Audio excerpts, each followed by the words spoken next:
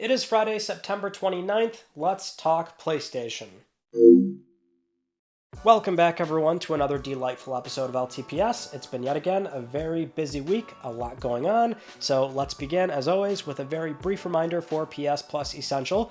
This is your last call to claim the September games before they go away. October 3rd is going to change over to The Callisto Protocol, Farming Simulator 22, and Weird West on PS4 and PS5, all those games, which I think this is a solid month, especially for the Callisto Protocol being on offer. That seems like the sort of perfect candidate for being offered on PS Plus or Game Pass, anything via subscription.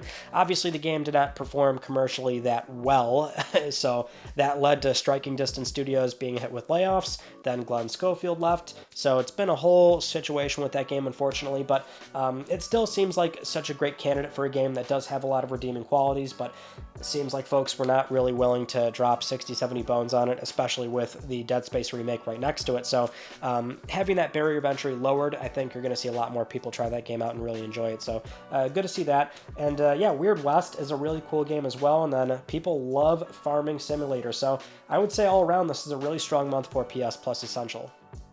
Now, in other PS Plus news, we just found out about another game launching day one into PS Plus Extra and Premium, and that is Teardown, which comes out November 15th, but it will be available day one on PS Plus Extra and Premium. So, for those that don't know, this game originally came out on PC in 2020. It's a sandbox-style game with a lot of destructible environments. It's got a full campaign, and there's new content dropping day one with the PlayStation version, and there's also a roadmap for more content coming out within the next year, so looks like the studio is very committed to keeping the game updated, and yeah, it's nice to always have these day one titles launching into PS Plus, which in terms of the frequency here, we've seen so many more day one titles.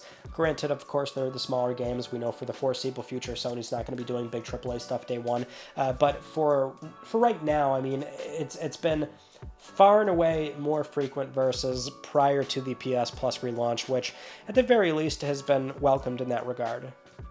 Now, moving on to some news that we unfortunately were not able to cover last week because they came out right after LTPS was uploaded.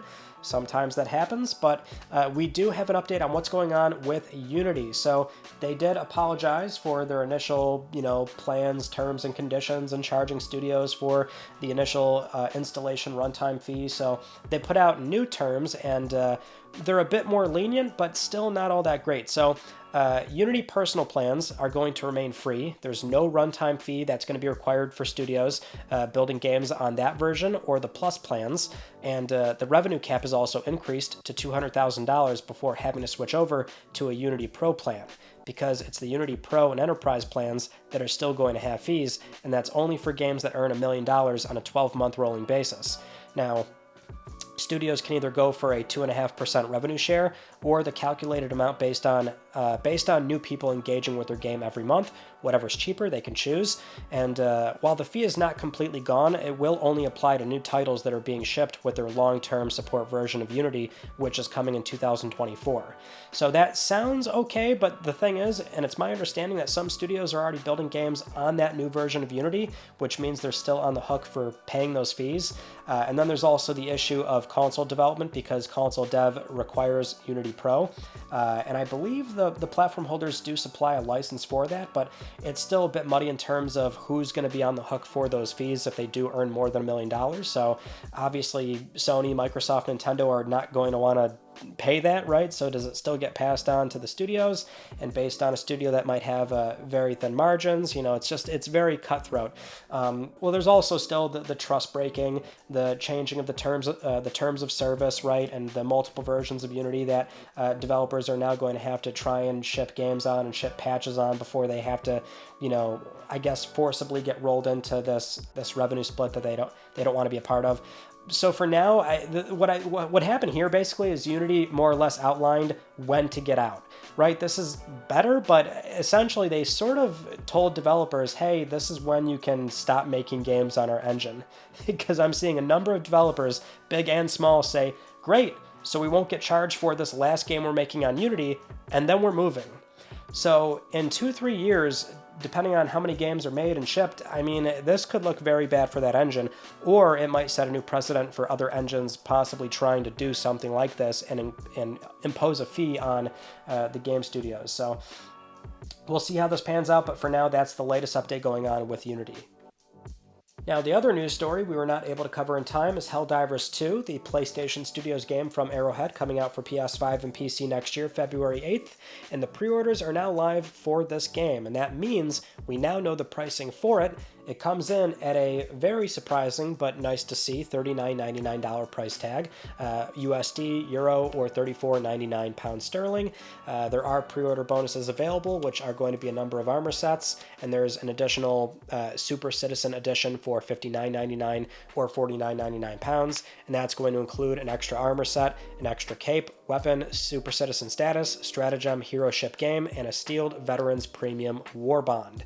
So yeah, that was our one concern, is that we knew they were going to charge money for this game. It was not going to be free to play because PS Plus is a requirement, but it was more a matter of, are they really going to give this game the $69.99 price tag? And of course, Sony is able to identify more unique circumstances that a game might need to be priced a bit lower to be, to effectively reach a good audience, because it's not like they expect this game to really sell millions per se, but, looking at the Lost Legacy or Miles Morales, where they price those a bit lower, or something much more aggressive like Destruction All-Stars going from 70 to free, which I think was a hard lesson that was learned, but what we can say is that, at least in this regard, they are launching day one on PC, PS5, and it doesn't necessarily, ideally it would be great if it was free to play, but this game doesn't quite need it when it's a much tighter experience of, 2, 3, 4 players as a co-op experience that are looking for friend groups to go out and buy it on a whim possibly and find that audience, versus something like, again, Destruction All-Stars is, matchmaking with up to 8, 9, 10 players. So it's not really the same per se. So given the circumstance, I think the game has a much better shot of, actually being discovered and played, and, hopefully a lot of new fans jump in and, find a compelling experience there. They're still up against a lot in Q1. It's really front-loaded with a lot of good stuff, but even more so, they have a much better shot of this game doing well at that $40 price tag versus anything higher. Moving on to some very expected news, we saw this game rated in Singapore recently, and now it's finally official, which is Horizon Forbidden West Complete Edition, coming to PS5 October 6th and PC early 2024.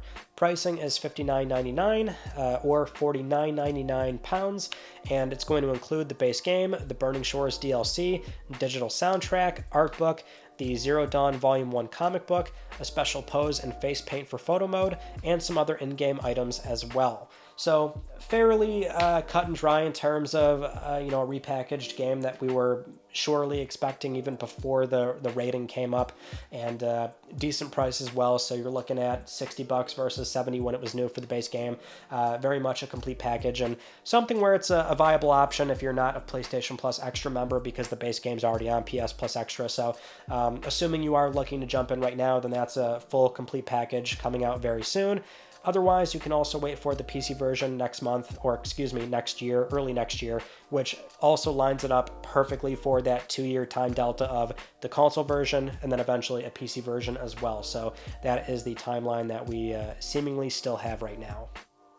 All right, let's get into some Spider-Man 2 news, because we are getting closer and closer to the game finally coming out, and that also means we're learning more and more about the game, like, for example, the accessibility options in it, and this is something where Insomniac is not slowing down. They're taking everything they've learned from the prior 2 Spider-Man games and also Ratchet & Clank, applying it into this one and adding more on top of it. So Ratchet & Clank had that game speed adjustment setting where you could drop it down to 70%, but now in Spider-Man 2, as we've discussed before, you can drop it down to 50 or 30%, but you can also just adjust a ridiculous amount of things. So that now includes enemy damage, health, stealth awareness, dodge and parry timing, chase assist, auto aim.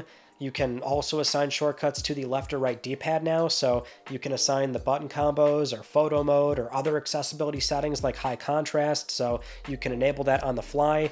There's even post-launch accessibility features planned in December, so that's things like audio descriptions, screen reader, and captions during key audio moments during gameplay, and there's probably a lot more, but I just love how iterative Insomniac is with accessibility, because really it's something where, again, even if you don't need it, it's always worth perusing those menus in a lot of these titles, because it really is something where if there's one little thing in that game that might be just bugging you or something that can really elevate your experience, there might be an accessibility feature in there that, you know, really elevates your own play style and really tailors the game more towards how you want to experience it. I love how they are approaching this stuff. It's so cool. Now, the other Spider-Man 2 news is that we also have the trophy list out there, which, depending on where you see this, third-party sites do have the full list published, so just be aware, there's probably story spoilers in there. However, for Insomniac, they did share on X.com that there's a number of trophies that they did show that are not spoilers, and more or less it does tell us that it's very much like Miles Morales or Spider-Man Remastered, where ideally you're going to be doing most of the entire game, going for a full 100%, which I am all for. Obviously, it's more of a checklist style thing, but I don't care. I mean, this is like the finest checklist experience in a game that we've had in quite a bit, so I'm all for it. And what we also know is the review embargo. So the press does have copies of the game right now, and the review embargo lifts on October 16th, 10 a.m. EDT, so that's when you can expect reviews to go live. And considering reviewers do have plenty of time to experience the game, that's good, so there's no pressure. You would expect that most major publications are going to have their review ready to publish right at 10 a.m. EDT on October 16th. So I'm sure Insomniac and Sony feel very confident about the product that they're about to put out there, and now it's more a matter of waiting, because the the marketing cycle is really going to kick off in a big way now, which it already kind of is, but yeah, very exciting stuff. Not too much long of a wait now. Moving on to another PlayStation studio, the recently acquired Firesprite, where we know they have multiple projects in the works, and based on what was spotted on Reset Era, it seems like we might now know when one of those games are planning to release, and that's the Dark AAA Horror Experience. So a former concept artist at Firesprite had this listed on their LinkedIn, a AAA quality dark horror project, and then on their ArtStation profile, they had the year listed for a AAA game at, planning to release in 2025. So pretty easy to put two and two together, probably the same thing, and that doesn't tell us much, but it is something where based on the two projects that are rumored there, which is that one and then the Twisted Metal one, and who knows if that's still going on, because with Firesprite, we already know that they had a multiplayer, some kind of online game that is probably canceled now at this point, and they were still building a mobile team, something going on there with mobile as well, which, usually based on job postings, we can get a rough idea of if these things are still alive or not. So at least with this Dark Horror project, we know it is still coming, and even though it is far away, that means we might see a reveal next year, which, 2024 certainly should be the year where we will get more major reveals for what is going to be that sort of back half of the PlayStation 5 life cycle. We all understand there's not much that's announced right now, but next year should be the time where we'll finally get formal reveals for these games that will either release late 2024 or ship sometime in 2025. Next up, Final Fantasy VII Rebirth. There is a lot here that came out, so we're not really going to discuss all of it, but it's more of a PSA for those that want more details on the game. Because of TGS, Square held a pretty long live stream showing off the open world, how to catch chocobos, some combat, the world map. They really showed a good portion of that game, and something where if you do want to see more, then I'm probably showing some B-roll, but not a whole lot. So I would just caution that if you want to see really a lot of what Square dived into and a lot of the hands-on impressions that are now finally out there, I'll leave a link below at least to their live stream if you want to see more. But it's one of those things where you either want to see everything or you want to see very little. So we'll stay light on details and just put it out there that there's a lot about Rebirth going on right now. Now, this next news story is still developing, very fresh news, but not looking too good for the Star Wars Knights of the Old Republic remake, where that was initially revealed in 2021 at that PlayStation Showcase as a PS5 console timed exclusive, so PS5, PC. Then we heard that Aspire Media was not really making much progress on it, then handed off to Saber Interactive. Then we saw from Embracer Group financials that the game was still alive, but it seems like it was going to be very far away. And now, the official trailers for the game on the official PlayStation channel and also the Embracer and LucasArts channel, basically all official uploads of the game on YouTube, they're privated. They're no longer available to see, so unless you see a separate third party like, whatever else channel, the official ways to watch that teaser trailer are gone, which means it's not confirmed, but not looking good. As in, maybe somebody made the final call to cancel the game, and given Embracer's situation with, restructuring, studio closures, layoffs, this one might have finally bit the bullet, as they say, or it's totally canceled.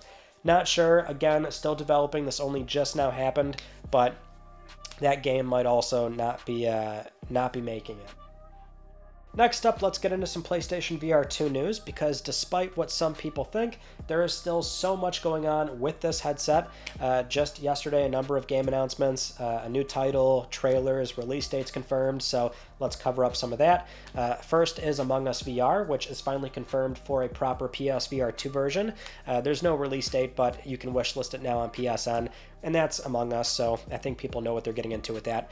Then there's Journey 2 Foundation. That's the Isaac Asimov series that's being adapted.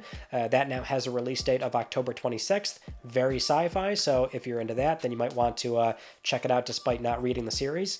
Then there's the Foglands, which is an anti-Western atmospheric roguelite. That's coming October 31st, and this will also include a standard 2D mode now, so you don't necessarily need a headset for what was originally very much a VR-developed game. Then Tiger Blade, we saw this back in June, and now they've got a new trailer and a release date coming November 17th. The swordplay in this one looks so clean. I really do hope it's as engaging, fun, and I guess intuitive as it looks. And then after that, we saw Tin Hearts, the VR2 version of this game, get a new trailer showing off those Lemming-style puzzles where you're this Victorian toy maker, Albert Butterworth. And there's no release date yet for this one, but we do know a demo for PSVR 2 is launching November 2nd. And then a new game announced. We have Heroes of Forever, a multi-dimensional arcade cover shooter.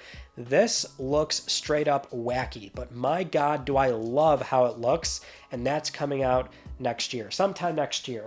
I'm telling you, a lot of stuff is always getting announced or talked about or released for a lot of VR platforms and even PSVR 2. So if you have a headset that's collecting dust, it's always worth firing that thing up, checking out what's going on the PlayStation Store. There's plenty of VR 2 games that are always launching or being announced. And if you don't have a headset, again, it's something where it may not seem like it, but there's always new things going on in the VR space. And I find that there's a lot more, I don't know what it is, maybe just more matured VR content in the space. I do find that 2016 and 2018, like around that area for Oculus and PSVR, it was clearly very experimental, and a lot of those stationary games where you're not moving around too much and it's like incredibly short and all that. I mean, I get it. But man, I find that it's, I don't know if a night and day difference is the right word here, but there is so much cool stuff for PSVR 2 versus what we saw with PSVR within such a short time span too on the platform. I really wish I had more time to play mine, but it has been so much more accessible with that one wire. But yeah, sometimes we have days where the PS blog just fires off 5 or 6 VR announcements, and when they do that, we'll be sure to talk about it here. Now, you may have noticed something on PS5 when surfing the PlayStation Store on console, and that's that Sony finally re-added the 5-star rating system to game pages on the PS Store, because they did have this, but on PS5 it's been non-existent, and for some reason they finally got around to putting it back on there. So if you own a game, if you've downloaded it via subscription, if you've somehow had access to it, you should be allowed to submit a 5-star rating, and that should now be viewable on console. It is a staggered release, so not everyone has it just yet from what I'm seeing, but it should eventually show up for everyone.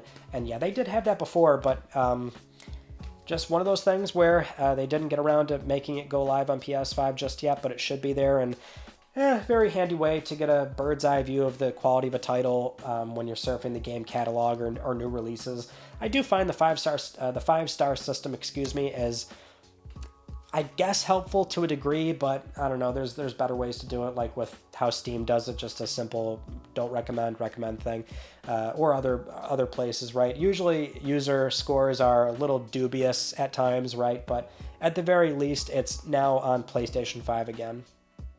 Now, of course, one of the big news stories from this past week is Jim Ryan's retirement, the current SIE president and CEO. And, we already discussed this when the news came out, so kind of a big deal, but he'll be retiring March 2024. The interim CEO at that time is going to be Hiroki Totoki, who is currently the co-president, CFO, and COO. But at least now that we've had a bit of time to think about it, or at least I have, I already included a bit of B-roll in this during that video, so again, I'm sure a lot of you saw, but in terms of who will succeed Jim Ryan, so I feel much more strongly saying that I feel like it would be Eric Lempel, which... So Eric Lempel, he's currently the Senior Vice President of Head of Global Marketing and Sales and Business Operations. He's been with the company since 2000, and he was more on the e-commerce and product planning side, but eventually he became the Director of PlayStation Network Operations. He's here and there been in the, I don't know, not the limelight or spotlight, but he's done presentations and things like that occasionally. But it just, based on the position he currently has, how long he's been with the company, he also recently joined Bungie's Board of Directors in July 2022.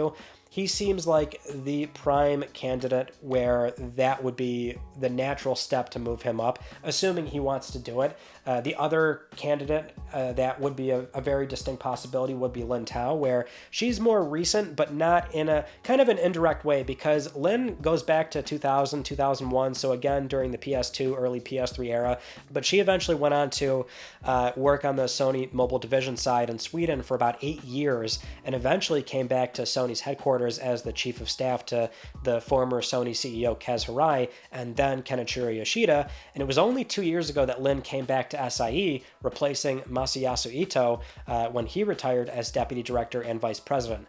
But based on her current position and also her expertise in the mobile space, which is something SIE is severely underdeveloped on, and they want to pursue that space in a much bigger way, they might want her in that position as well. I find that it would be probably better suited to Eric, if only because he's been primarily in the PlayStation business for as long as he's had, without venturing off and doing different things. But historically, Sony has hired internally, and this would also require a reshuffle around with them possibly being promoted. And so I think you could also see people like Connie Booth or Scott Rhodey get moved around. Connie Booth has been with the company since '89 and PlayStation since '95 when she moved on to the original starting of the PlayStation and things like that. And she's currently the vice president of product development, which she might be a candidate for being the president and CEO. But regardless, those are the, I guess, lesser known names for most people, where that's what we're probably going to see get moved around, and those are the candidates I find that would be very good fits. Eric Lempel in particular for being the next president and CEO.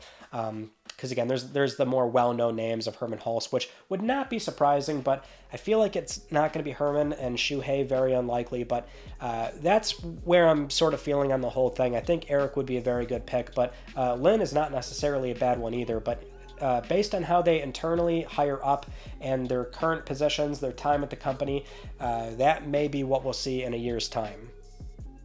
Now, the other big news story from this week is that, was Sony hacked? Well, that is apparently what went down, because based on a recent report from Cybersecurity Connect, a new ransomware group, Ransomed.vc, claims to have compromised Sony. They say they successfully accessed all of Sony's systems and that they won't ransom them. They're selling the data because Sony is not going to pay anything, so they do claim they're going to sell all that data. They had set up this proof of hack material that they put out there that apparently didn't show a whole lot or didn't confirm anything, and then Sony put out this statement to IGN where they say, very point blank and short, "We are currently investigating the situation and we have no further comment at this time." And now, another user involved in the scene claims that Ransomed.vc are scammers, and they themselves provided a link to the leak, which is simply an archive of what was actually accessed, which seems to be some credentials for internal systems. And then Ransomed.vc, they also put up the link to the same leak, so it's the same one that the other user already dropped, as in the leak that they're claiming that they had access to, which was this big deal, was maybe not nearly as severe or as large or as big of a breach as it was made out to be. Because obviously this kind of goes into immediately Sony's historical problem with this. It dates back to 2011 with the well-known PlayStation Network compromised data breach, where then PSN went down for 20-something days, if I can remember correctly. Did a whole documentary on the whole thing, but that was a very big deal for the company. Cost them a lot of money, and the problem there was very much what we're seeing now. They didn't really have much to say initially. The difference here, though, is that PSN is still up. Back then, PSN went down. They first said, we're looking into it. Oh, nothing was taken. And then a week later, it got more and more bad as they slowly revealed just how bad the situation was. That is seemingly not happening here. So while this was very much kind of one of those easy big headline things, given Sony's history with, hacking and data breaches, it seems like this was not a massive, nothing major was compromised, I guess would be the best way to say it. So for now, if you saw this, that's the most recent update, is that it wasn't quite what it was made out to be, although it's always worth, watching this stuff carefully, of course, if customer accounts and, sensitive data was accessed and possibly being put on the dark web and things like that. So it's always worth making sure your accounts are highly secure and just being vigilant about this stuff. Moving on to our next news story, are we getting another state of play before the year closes out? That depends on how you see this next image, because a lot of users on Reset Era, Reddit, X, they all kind of zeroed in on this one picture from Hideo Kojima's assistant, Ayako, where she posted a picture of Hideo Kojima editing in his chair, with an absolute power posture, I might add. And if you zoom in very closely on a screen, you can not read what it says, but based on the word spacing and the length of the words, it sort of looks like it says State of Play DS2 or Death Stranding 2 trailer. And that's really all we have. And I'll say I think it does look like that, but I don't know if that's a placebo of me being told that that's what people think it is. And by the time I look at it, I'm trying to subconsciously view it that way. But it does appear like it says that. And I would say we've got plenty of time for another state of play before the year is done. My only thing would be, I'm surprised it would not show up at Jeff Keighley's The Game Awards. So whether we see it at a state of play or not, I think we are, well, there's many things we are like due to see more of. And yeah, I mean, that would probably be what it's for. But based on, I guess, the nature of this, not even like a leak, but it's just there's not much else to really say unless you really think that's what it says. So for now, we'll have to leave it there. Next up, if you are in the US, over 18 years of age, have a valid PSN ID that you have from a PlayStation 4, and you're looking to buy a PlayStation 5, now might be a good time based on a new upgrader program that Sony recently announced. They kind of didn't really make a big deal about this per se, but basically this is valid until October 20th, and if you do buy a PS5 and activate it on your account, that's the requirement. You have to activate a new PS5 that you bought on your account, and you can then head to the PlayStation Store, and there should be a banner that's offering you the option to redeem one free game. There's 12 different titles, all PS Studio games, and unless you're not getting PS Plus Extra, well, if you do get PS Plus Extra, then the only thing that really makes sense here is redeeming God of War Ragnarok or The Last of Us Part 1. But otherwise, there's plenty of games in there that are worth grabbing. But yeah, that's a promotion that Sony's offering right now. Now, interestingly, there's also a promotion in Europe for a PS5 with EA Sports FC 24 discounted to €500, which is like pretty much asking for the consoles to just fly off the shelves. I'm at this point suspecting that Sony has a large portion of consoles that they're not moving nearly as fast as they were thinking, and they really want to get these things out the door so that they can not only meet that very aggressive sales target of 25 million consoles in a fiscal year, but to also transition over to this newer model that will be replacing the old one, because that's very much still a thing that I fully expect is going to happen, but the confusion is simply a matter of, the expected timeline, right? So we all thought it was going to be very soon, but now it seems like that might not be the case. I feel like it was maybe just either always planned for Q1 next year, or maybe it is something where it's going to be much closer to just the standard PlayStation 5 Pro that is seemingly also happening, right? So really tough to always figure out what they're doing, but based on at least Tom Henderson's reporting, which has so far been largely correct, this thing is either really moving around in terms of when they're planning on launching it, or they really just want to liquidate and get rid of all these standard models that they still have. It's probably a little bit of everything, more or less. Now, moving on to a very, very strange situation going on between Sony and the IP Factory 10 Limited, or better known as Gaming Heads, the company that does a lot of high-quality resin statues for gaming IP, and they're usually numbered. They're very expensive. I've got all the Jack ones, and I've had the Ratchet and Clank ones, so I've bought from them before.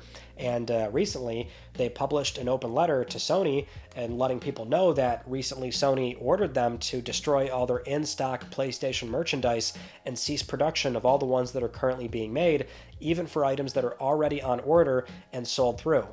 Gaming Heads then warns everyone that they should contact Sony and ask them to change their minds about them dropping their partnership. And I mean, the letter's long, but it's kind of weird because they don't explain why Sony is asking this, and they don't outright say that, you know, obviously Sony is dropping their partnership with Gaming Heads, because before it was fine. They were able to make and release the Jack ones. They've done older God of War ones and the Ratchet and Clank one. Like, those were all fine, and they've got a lot more that they're doing. More Kratos, more The Last of Us and things like that. So they did have the okay for the IP and all that stuff, but you know, I saw this, and for me, like, I had good experiences with them in terms of like ordering and waiting patiently for it to arrive, but I've shown you all the Jack ones. I love them. I think they do look great. Jack's face on Jack 3 looks a little off, but I do for the most part like them. But I did not know at all that broadly speaking, this company, I guess, is very shady, and the Tomb Raider statues, people have been waiting a long time for them, and you can look at how they're responding to fans on Facebook and Twitter, and they keep telling people that, oh, it's Sony, you got to ask them, and they're not committing to refunds in some places, but then other places they're saying they will refund people, and a very strange dialogue going on. So initially I was like, what is Sony doing? But then now I'm like, wait a minute, maybe this company's not really on the up and up.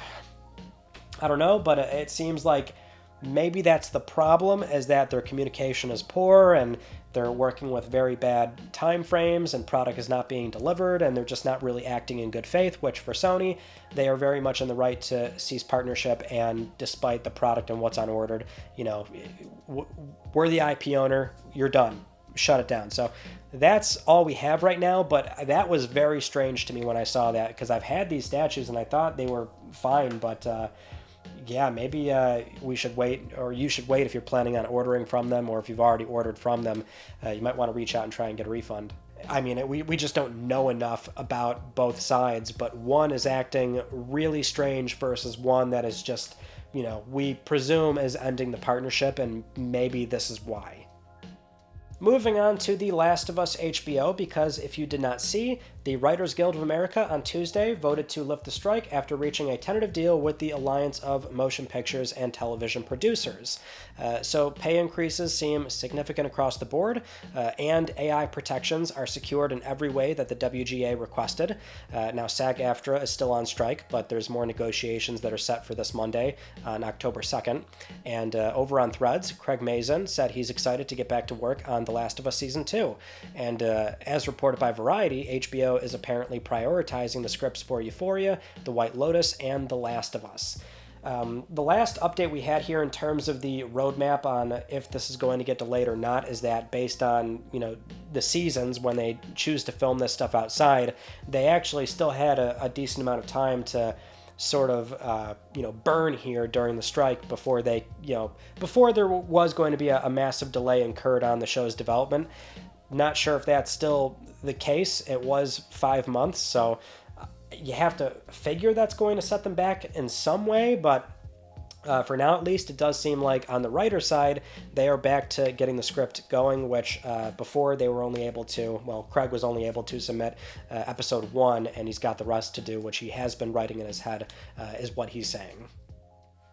As for video games, if you remember, we talked about how there is an agreement in place with a number of game studios and publishers, including Insomniac, with the union members for voice and performance capture actors, and now the votes are in from union members, and they did give the okay. It was a 90-something% okay for them to declare, for the representatives, I should say, to declare a strike with the video game companies.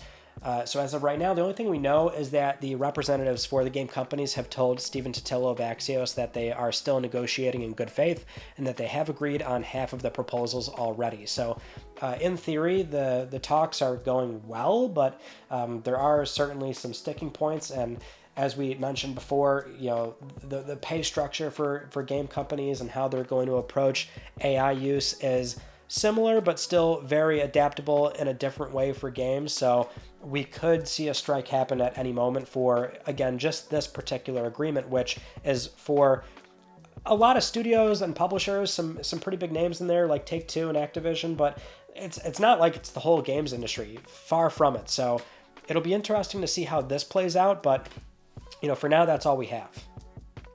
Now, with all that said, it is time for Let's Talk Plus, the weekly Let's Talk PlayStation giveaway, where one of you can win a $10 PSN code. I would like to congratulate this viewer right here. I'll be contacting you very soon via email or Twitter, and if you would like to win a $10 PSN code, it's so simple. You can follow the link down below. Supporting this channel, a number of ways can gain you an entry, and I'll announce the winner next week because I'm trying to help pay for your games. Those are all the stories from this past week that I wanted to talk about with you all, and our Wednesday video was the Jim Ryan retirement, so breaking news, we had to talk about that right away, and very timely because I did not have a Tuesday upload. I was not ready, so somebody at Sony must have known, right? Very convenient. Send out that press release so that way I have something to talk about for that week. But hopefully we'll be back on schedule this coming Tuesday. So that's pretty much it. So that concludes this week's episode of Let's Talk PlayStation. I'm Ryan Bonecki. Thank you all so much for talking with me, and I will see you all next Friday.